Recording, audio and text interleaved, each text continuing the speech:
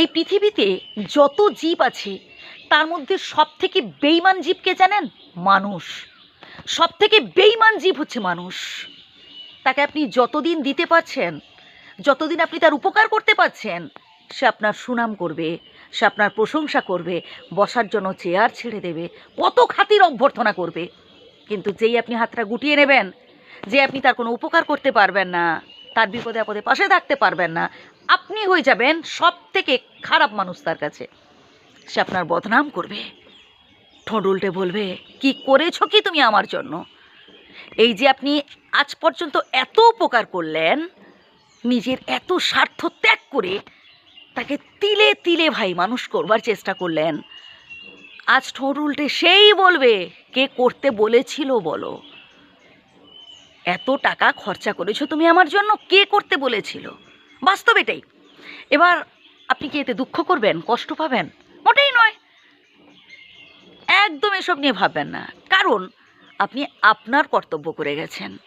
স্বয়ং বিধাতা সেই সামর্থ্য আপনার মধ্যে দিয়েছেন বলেই কিন্তু আপনি এদের জন্য এত কিছু করতে পেরেছেন, আপনি মানুষের উপকার করতে পেরেছেন। ব্যাস এটাই ভাবুন, বাকিটা স্বয়ং বিধাতার উপর ছেড়ে দিন। আপনার কর্ম যদি ভালো হয় তার ফল ভালো হবেই। কখনো না হতাশ হবেন না যে একটা সময় আমি এই সব মানুষদের জন্য অনেক কিছু করেছি আর এখন কি পাচ্ছি, এটা নিয়ে ভাববেন না। আপনি আপনার দায়িত্ব, আপনার কর্তব্যটুকু পালন করে যান। এবার কে কতটুকু আপনার প্রতি কর্তব্যশীল, আপনার প্রতি দায়িত্বশীল, সেটা নিয়ে ভাববেন না।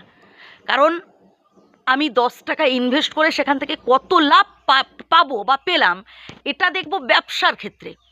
দায়িত্ববোধ কর্তব্যবোধের ক্ষেত্রে নয়, সেখানে থাকবে শুধু স্যাক্রিফাইস। তাই একেবারে নিজেকে বিন্দাস রাখুন। আপনি যে কাজটা করেছেন খুব ভালো করেছেন, আপনি আপনার পরিবারের জন্য এত কিছু করেছেন, সেজন্য ধন্যবাদ জানাই, প্রণাম জানাই। কিন্তু আশা করবেন না, যদি আপনি আশা করে ফেলেন তাহলে পাবেন শুধু দুঃখ, শুধু কষ্ট।